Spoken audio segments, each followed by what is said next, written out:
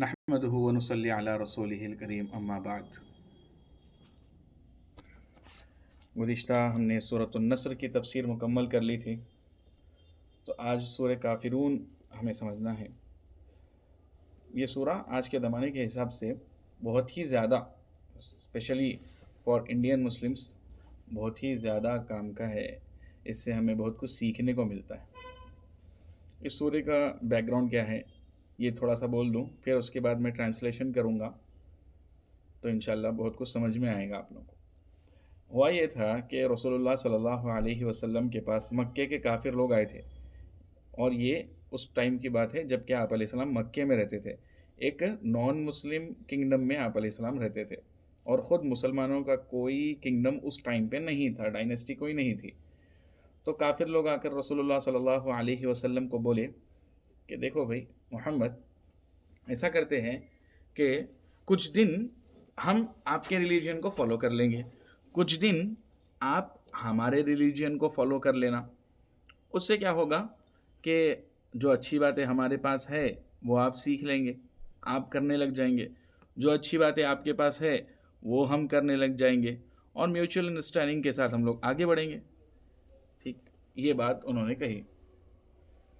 तो अल्लाह ताला ने ये आयत नाज़िल की और कहा कि रसूलुल्लाह सल्लल्लाहु अलैहि वसल्लम आप कह दीजिए, उल कह दीजिए, या अय्युहल काफिरून, ए काफिरो, ला अअबुदु मा ताबुदून, मैं उन मूर्तियों की या उन खुदाओं की करंटली इबादत नहीं करता हूँ जिनकी तुम इबादत करते हो।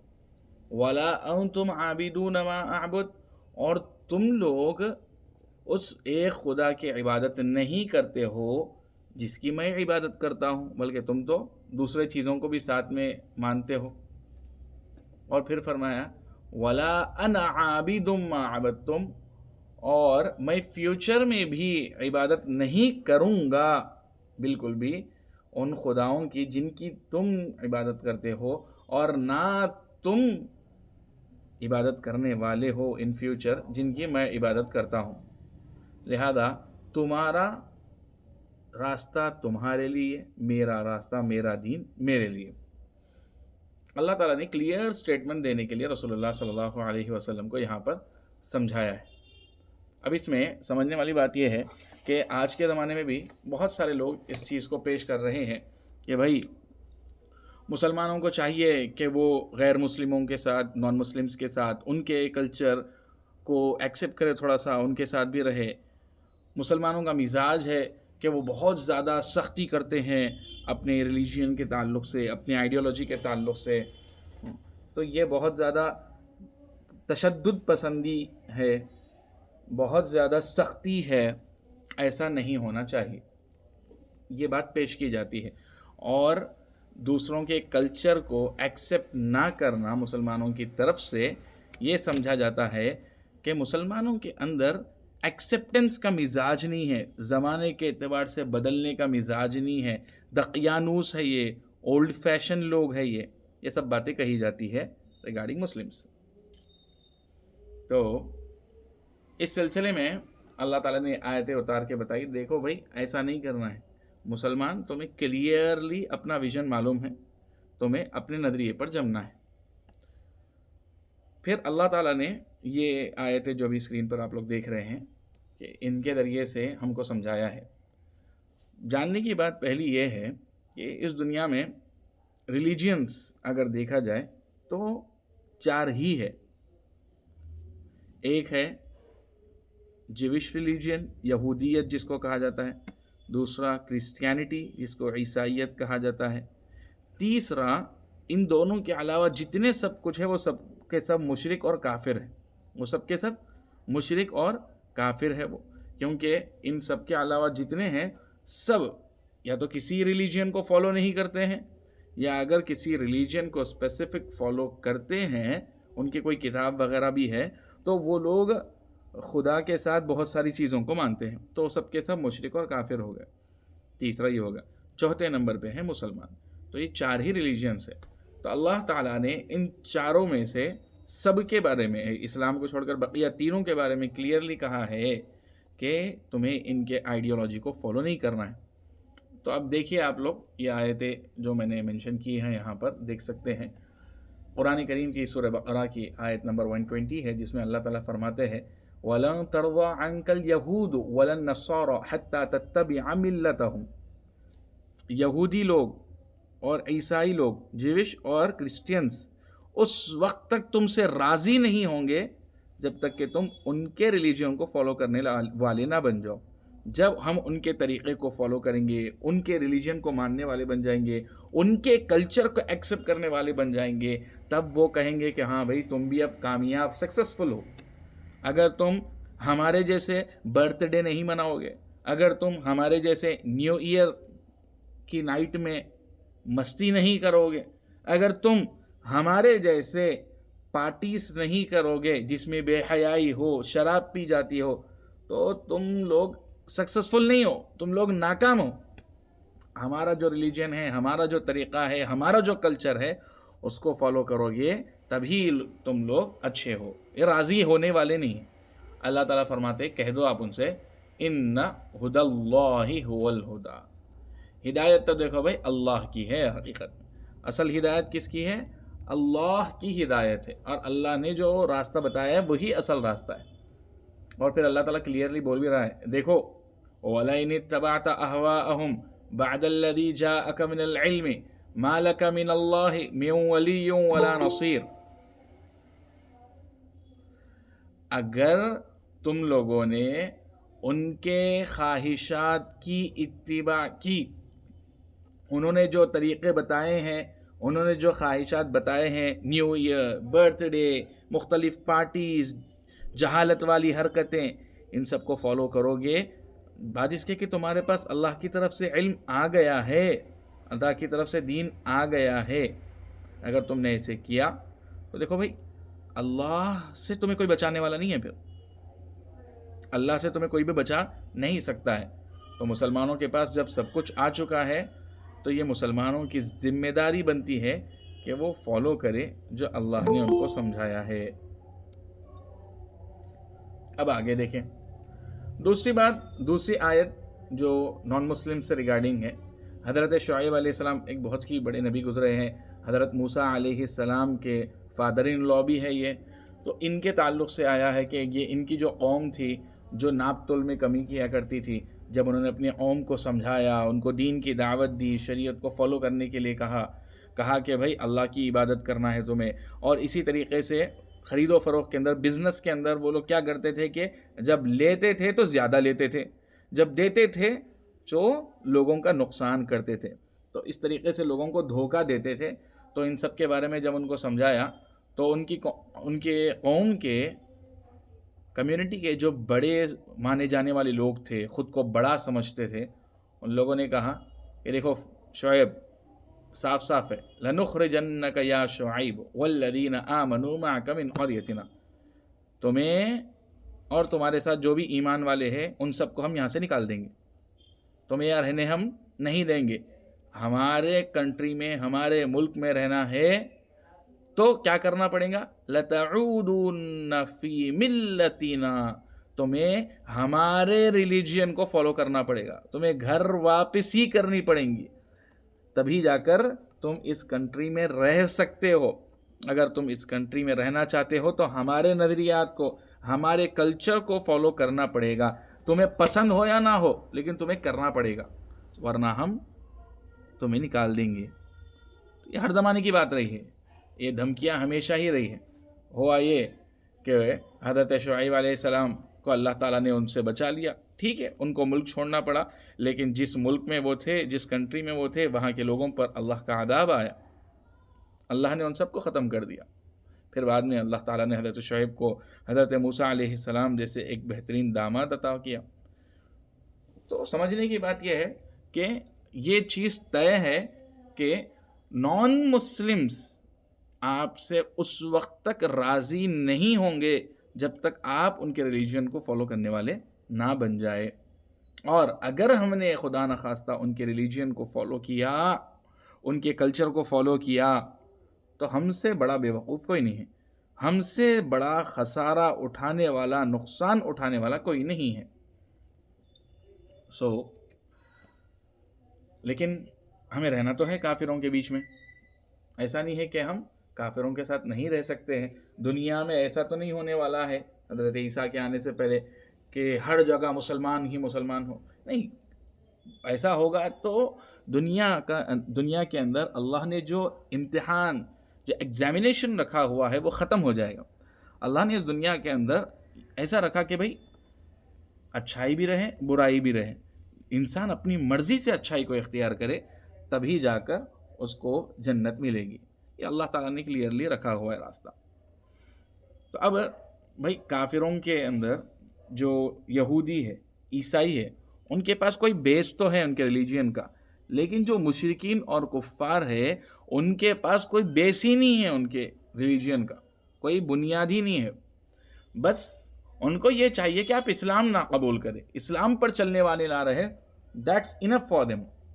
چنانچہ انڈین کلچر کے حساب سے اگر ہم دیکھیں، انڈیا کے اندر بدھسٹ جو ہوتے ہیں، بدھ ریلیجین کو فالو کرنے والے، ان لوگوں سے نان مسلمز کو، ہندو مت کو ماننے والوں کو کوئی پرابلم ہی نہیں ہے، بلکہ وہ بدھسٹ کو ہندوؤں کا ایک حصہ مت سمجھتے ہیں، ہندو پارٹ ہی سمجھتے ہیں، ہندو کمیونٹی کا ایک حصہ سمجھتے ہیں بدھسٹ ریلیجین کو فالو کرنے والے کو. حالانکہ دونوں ریلیجینز کے اندر بہت بڑا فرق ہے. پہلا فرق اگر آپ دیکھیں، پہلا فرق تو ان کے اندر یہ ہے کہ بدھسٹ ریلیجین کے اندر ذات پات کو مانتے ہی نہیں ہیں، کاسٹ سسٹم ہے ہی نہیں. بلکہ گوتم بدھ نے جب اپنے آئیڈیالوجی کو پیش کیا تھا تو اس وقت انہوں نے خاص طور پر اسپیشلی کاسٹ سسٹم کے اگینسٹ میں ہی اپنے آئیڈیالوجی کو بدھسٹ ریلیجین کو پیش کیا تھا. لیکن ہندو دھرم میں اس کو ایسا ملا دیا گیا ہندو دھرم کے اندر کہ ہندو دھرم کے اندر وہ بھی ایک ذات مانی جانے لگی. اب ہندو دھرم میں ذات پات ہے تو بدھسٹ ریلیجین اور ہندوازم دونوں بہت زیادہ ڈفرینٹ ہے. اسی طریقے سے بدھسٹ ریلیجین ناستک ریلیجین ہے، ایتھیزم ہے اس کے اندر، خدا کو مانتے ہی نہیں وہ لوگ. میں نے ایک بدھسٹ اسکالر سے مل کر پوچھا آپ کے یہاں پر خدا کا کیا تصور ہے، کیا آپ لوگ گاڈ کے تعلق سے کیا سوچ رکھتے ہیں؟ تو انہوں نے کہا کہ بدھزم ایک ناستک ریلیجین ہے، اس میں خدا کا تصور ہی نہیں ہوتا ہے، خدا کے بارے میں کوئی سوچتا ہی نہیں ہے، اس کے اندر کوئی پوجا ہوتی ہی نہیں ہے.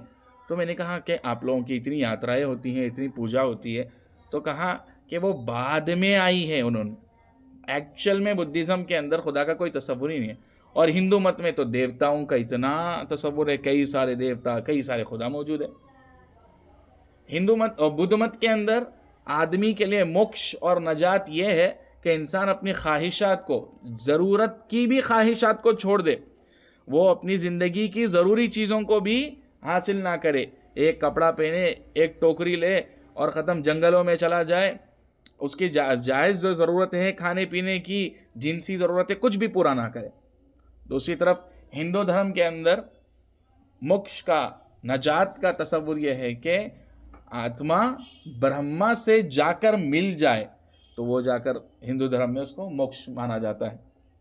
تو یہ دونوں ریلیجینز آئیڈیولوجیکلی آپ دیکھ سکتے ہیں کہ ایک دوسرے سے کمپلیٹلی ڈفرینٹ ہے. اور کسی بھی ریلیجین کے اندر بیس ہوتا ہے گاڈ. آپ کے پاس گاڈ کے بارے میں، خدا کے بارے میں کیا تصور ہے؟ تو یہ دونوں ریلیجن ایک دوسرے کے کمپلیٹلی اگینسٹ ہے. ہندوازم کے اندر کئی سارے گاڈس ہیں، خدا ہیں، دیوتا ہیں، لیکن دوسری طرف بدھزم کے اندر ایک کو بھی ماننا صحیح نہیں ہے ایکچوئل بدھزم کے اندر. لیکن آپ دیکھ سکتے ہیں کہ ہندوستان کے اندر ہندو دھرم والوں نے بدھزم کو ہندو دھرم کا ایک حصہ بنا لیا. کیسا بنایا؟ انہوں نے کہا کہ بھائی گوتم بدھ بھگوان کا ایک اوتار ہے. تو ان لوگوں کے آئیڈیالوجی ریگارڈنگ جو گاڈ تھی کہ خدا ہے ہی نہیں، اس آئیڈیالوجی کو ان لوگوں نے بدل دیا کہ گوتم بدھ خدا کا ایک اوتار ہے، وہ بھی ایک خدا ہے. جیسے کہ کرشنا خدا کے ایک اوتار ہے کہتے ہیں وہ لوگ، رام خدا کے ایک اوتار ہے کہتے ہیں، ویسے ہی گوتم بدھ بھی خدا کے ایک اوتار ہے. پھر ایک بات یہ تھی کہ بدھزم چونکہ انڈیا ہی میں اس کا وجود ہوا، گوتم بدھ خود انڈیا کے رہنے والے تھے، تو ان کے جو کلچرل میچورٹی تھی، میوچل انڈرسٹینڈنگ تھی ان لوگوں میں، دونوں کا کلچر سیم تھا، جس کی وجہ سے بدھزم میں بعد کی نسلوں نے ہندو دھرم اور بدھ مت کو ایک مان لیا. اور پھر پولیٹیکل انفلوئنس بھی تھا جس کے اندر بدھ مت کو ہندو مت میں کنسیڈر کیا گیا. جا کے دیکھا جا سکتا ہے بہار میں ان لوگوں کی یونیورسٹی ہے بدھ مت والوں کی، ان لوگوں کی ایکچوئل یونیورسٹی میں جو پڑھنے والے اسٹوڈنٹس ہیں وہ لوگ ناستک ہے. تو اب یہاں پہ سمجھنے والی بات یہ ہے کہ اسلام کو مت فالو کرو، خدا کی طرف سے آئے ہوئے ریلیجن کو مت فالو کرو، باقی آپ کچھ بھی مانو، we are okay with that. جیسے آپ دیکھ سکتے ہیں اللہ کے رسول صلی اللہ علیہ وسلم کے زمانے میں جو آپ علیہ السلام کے ساتھ لوگ تھے، ناستک بھی تھے ان کے اندر. ان لوگوں نے اللہ کے رسول سے سوال بھی کیا تھا، ارے بھائی بتاؤ یہ ہڈی ہے بالکل چورا ہو گئی ہے، اس کو کون پیدا کرے گا دوبارہ؟ مطلب خدا کے ماننے والے نہیں تھے، منکر تھے وہ لوگ ناستک تھے، ایتھیزم کو فالو کرنے والے تھے. اور کچھ وہ بھی تھے جو کہتے تھے یغوث یعوق نصر یہ سب دیوی دیوتا ہے، ان کی پوجا کرنی چاہیے، لات ہبل یہ دیوی دیوتا ہیں. تو دونوں قسم کے لوگ اس میں بھی تھے. ان لوگوں کو پرابلم ایک دوسرے سے نہیں تھی، وہاں پہ مشرک جو دیوی دیوتاؤں کی پوجا کرتا تھا وہ، اور ناستک جو کسی خدا کو نہیں مانتا تھا، وہ سب مل کر اسلام کے اگینسٹ جنگ کر رہے تھے. اور آج بھی آپ دیکھ سکتے ہیں جو انٹرنیشنل جیو پولیٹیکل حالات پہ نظر رکھا ہوا ہے، کرنٹ افیئرس کو جانتا ہے کہ اسرائیل کے پاس جتنے بھی بم آ رہے تھے، جتنے بھی میزائلس وہ لانچ کر رہا تھا، اس کے لیے فائنانس اس کے پاس امریکہ سے آ رہا تھا. کئی سارے میزائلس امریکہ نے بھیجے اس کو. American country as a country وہ کرسچین کنٹری ہے، اسرائیل ایز اے کنٹری جوش کنٹری ہے، اور کئی سارے مشرک بت پرست بھی ان کے ساتھ ملے ہوئے ہیں. تو کوئی ایک طرف نہیں ہے، سب ملے جھلے ہوئے ہیں. الکفر ملت واحدہ، کفر سارا کا سارا ایک ہے، ایک ہی نظریہ ہے. تو یہ آپس میں تو لڑیں گے ہی، آپس میں مل کے رہیں گے اور مسلمانوں ہی کو توڑنا چاہیں گے. یہ ایک ریالٹی ہے، ہسٹری اس کے اوپر ہمیشہ گواہی دیتی رہی. لیکن اس کا یہ مطلب نہیں ہے کہ آپ جہاں کافر دیکھے اس کو لڑنے لگ جائے، جہاں کافر دیکھے کسی نان مسلم کو آپ نے دیکھا، آپ نے سوچا کہ یہ تو بالکل گھٹیا انسان ہے، اس کے پاس تو کچھ سیکھنے کی چیز نہیں ہے. یہ جو نظریہ مسلمانوں میں پایا جاتا ہے بالکل غلط ہے. ایسا بھی نظریہ اسلام نے بیچ کا راستہ بتایا ہے، ہمیشہ نہ ایسا راستہ بتایا ہے کہ آپ حد سے تجاوز کرنے والے بجائے باؤنڈری کراس کر کے آگے بڑھ جائے یا بالکل نیچے لیول پہ اتر جائے، بلکہ بیچ کا زبردست صحیح راستہ اسلام نے بتایا ہے. تو غیر مسلموں کے ساتھ جو تعلقات ہوتے ہیں اس کے 3 سٹیجز ہیں. پہلا ہے مدارات، عربک میں ورڈز ہے مدارات، مداہنت، موالات. مدارات کا مطلب کیا ہے؟ مدارات کا مطلب ہے حسن سلوک کے ساتھ رہنا. ہمارا رہنا سہنا جب نان مسلم کے ساتھ ہو، ہم ان کے ساتھ اچھے بیہیویئر کے ساتھ رہے، اچھا بات کریں ان سے کوئی بھی ڈیل ہو، کوئی بھی ایگریمنٹ ہو ہمارا، تو بالکل ہم ایگریمنٹ کے پابند رہے، دھوکہ دینے والے نہ رہے، پیار محبت سے بات کرنے والے رہے، نفرت والی گفتگو نہ رہے. ابھی جیسے ہو رہا ہے کہ کسی دوسرے ریلیجن والوں کو دیکھ رہے ہیں تو اس سے ان کے بارے میں ریلیجن دیکھتے ہی نفرت آ رہی ہے. ایسا نہیں ہونا چاہیے. اللہ تعالیٰ نے حضرت موسیٰ اور ہارون کو جب فرعون کے پاس بھیجا تھا، مطلب یہ کہ فرعون نے کئی ہزار لوگوں کو قتل کیا تھا، خود حضرت موسیٰ علیہ السلام کی فیملی کے، لیکن پھر بھی اللہ تعالیٰ بول رہے ہیں حضرت موسیٰ سے، حضرت ہارون سے جانے کے بعد سخت سے بات نہیں کرنا، نرمی سے بات کرنا. فَقُولَا لَهُ قَوْلًا لَيِّنًا لَعَلَّهُ يَتَذَكَّرُ أَوْ يَخْشَىٰ. محبت سے بات کرنا، نرمی سے بات کرنا. اور اسی طریقے سے سورہ بقرہ کی آیت ہے وَقُولُوا لِلنَّاسِ حُسْنًا. لوگوں سے اچھے انداز میں بات کرو. یہ نہیں بول رہے کہ مسلمان کے ساتھ اچھا بات کرو، یہ نہیں بول رہے کہ کافر کے ساتھ اچھا بات کرو، سب کے ساتھ اچھا بات کرنا ہے. سورہ ممتحنہ 28 پارے کا سورہ ہے، اس میں اللہ تعالیٰ فرماتے ہیں، مسلمانوں کو کہہ رہے ہیں لا ينهاكم الله عن الذين لم يقاتلوكم في الدين ولم يخرجوكم من دياركم ان تبروهم وتقسطوا اليهم. دیکھو مسلمانوں، میں تم سے یہ نہیں کہہ رہا ہوں کہ تم وہ کافر جو تم سے جنگ نہیں کرتے ہیں، جو تمہیں شہر سے نکالے نہیں، مطلب جو نارمل کافر ہیں، جو تمہارے اگینسٹ میں پروپیگنڈا نہیں کرتے ہیں، جو تمہارے کو تکلیف دینے کی کوشش نہیں کرتے ہیں، ان کافروں کے ساتھ انصاف کرنے، ان کافروں کے ساتھ اچھا سلوک کرنے، اچھا برتاؤ کرنے سے میں منع نہیں کر رہا ہوں. اللہ تعالیٰ تو اچھا بیہیویئر کرنے والے، انصاف کرنے والے کو پسند کرتا ہے. اللہ کے رسول صلی اللہ علیہ وسلم نے فرمایا ہے ان اقربکم منی مجلسا یوم القیامت احاسنکم اخلاقا. جو او کما قال علیہ الصلوۃ والسلام کہ سب سے قریب میرے سے قیامت کے دن وہ رہے گا جس کے اخلاق سب سے اچھے ہو، اچھے بیہیویئر والا، جس کے مینرز اچھے ہوں گے، وہ اللہ کے رسول کے سب سے قریب رہیں گا قیامت کے دن. اور اللہ کے رسول تو اللہ تعالیٰ کے عرش کے سائے میں راحتوں میں رہیں گے. تو بھائی سیدھی بات ہے کہ مسلمان ہو یا کافر سب کے ساتھ اچھا برتاؤ کرنا ہے. اگر کوئی اچھا برتاؤ نہیں کرتا ہے اور پھر خود کو مسلمان کہتا ہے اور کہتا ہے کہ یہ اسلام ہے، ایسا ہی مسلمانوں کو بیہیو کرنے کا کافروں کے ساتھ حکم دیا گیا، تو وہ غلط ریپریزنٹ کر رہا ہے اسلام کو. بلکہ مسلمان کے ساتھ بھی آج کے زمانے میں معاملات صاف نہیں رکھ رہا ہے. افسوس کی بات ہے. حضرت یوسف علیہ السلام کا واقعہ ہے. حضرت یوسف علیہ السلام مصر میں تھے. اس وقت مصر کی جو گورنمنٹ تھی وہ نان مسلم گورنمنٹ تھی، وہ دیوی دیوتاؤں کی پوجا کرنے والی گورنمنٹ تھی. ویسی گورنمنٹ کے انڈر میں حضرت یوسف علیہ السلام اس زمانے میں فائنانس منسٹر بنائے گئے تھے، اور وہ اس وقت میں فائنانس منسٹر کے ہاتھ میں پریزیڈنٹ نے، کنگ نے سارا کنٹرول دے دیا تھا. حضرت یوسف علیہ السلام کو کہا تھا کہ بھائی میں کنگ ہوں لیکن میں نے کنٹرول تمہارے ہاتھ میں دے دیا. حضرت یوسف علیہ السلام نے ساری حکومت کو سنبھالا، اور اس وقت میں بہت بری حالت تھی. پورے دنیا کی قریب اطراف کی جتنی مصر کی اور قریب کی جتنی جگہ تھے وہاں پہ بھکمری چل رہی تھی. بارش نہیں ہونے کی وجہ سے پانی نہیں تھا، اناج نہیں اگ رہا تھا. لیکن حضرت یوسف علیہ السلام نے بہت ہی باریکی سے پلاننگ کیا اور سب کے لیے، مسلم نان مسلم کسی کو فرق کیے بغیر سب کو اناج دیا. اور ایسا حال ہوا کہ لوگ ان کے جانے کے بعد روتے تھے، رونے لگے کہ یار یہ بندہ انتقال کر گیا، بہت ہی بہترین انسان تھا. تو حضرت یوسف علیہ السلام نے اثر لیا نہیں، بلکہ حضرت یوسف علیہ السلام نے ان پر اثر ڈالا، ان کو اسلام کی اچھائیوں کو سمجھایا. ایسے ہی رسول خدا صلی اللہ علیہ وسلم جب مدینہ گئے تھے تو مدینے میں only 1500 مسلم پاپولیشن تھی. 10,000 کی پاپولیشن تھی، 10,000 میں سے only 1500 مسلمس تھے. بقیہ 8,500 یہودی اور مشرک رہتے تھے اس میں. رسول اللہ صلی اللہ علیہ وسلم نے سب کے ساتھ ٹریٹی سائن کی اور سب کے ساتھ مل کے آپ علیہ السلام نے حکومت چلائی. کہیں پر بھی ایسا نہیں ہوا، کوئی ایک واقعہ بھی ایسا نہیں ہے جس میں رسول اللہ صلی اللہ علیہ وسلم نے خود سے آگے بڑھ کر معاہدہ توڑا ہو، خود سے آگے بڑھ کر آپس میں لڑائی کر دی ہو. بلکہ آپ علیہ السلام نے ہمیشہ اپنے معاملے کو صاف رکھا، کبھی جنگ کو نہیں چھیڑا اللہ کے رسول صلی اللہ علیہ وسلم. بہت بڑی بات تھی یہ.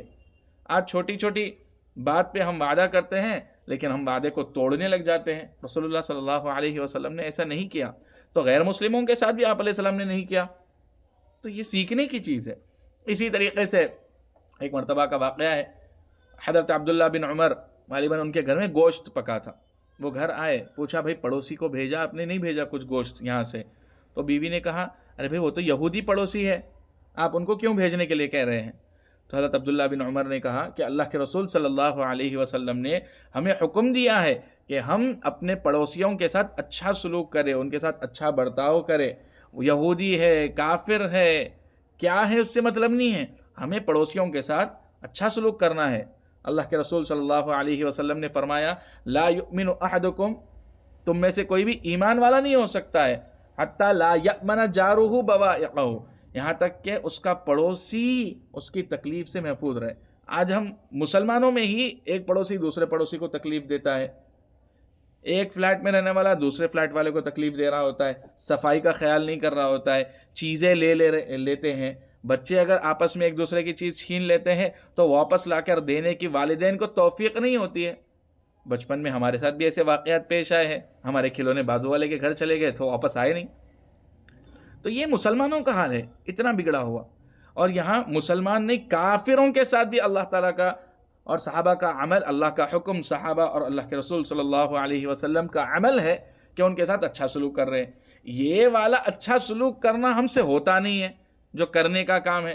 اور پھر ہم کہتے ہیں کہ بھائی کافروں کے ساتھ بدسلوکی کرنا چاہیے، کافر وہ ایسے ہے، کافر ایسے. ارے بھائی ہم کرنے کا کام تو کریں نہیں، ان کو دین کی صحیح ریپریزنٹیشن ہماری طرف سے ہوئی نہیں، ہم نے ان کے سامنے دین کو بد اخلاقی کے نام سے پیش کر دیا. کوئی کافر کسی مسلمان کے بارے میں سوچتا ہے تو اس کے دل میں یہ آ رہا ہے کہ یہ مسلمان بد اخلاق ہوتے ہیں، ان کی زبان صحیح نہیں ہوتی ہے، یہ زندگی بے مقصد گزارتے ہیں، ان کے صبح اٹھنے کا کوئی ٹائم نہیں ہوتا ہے.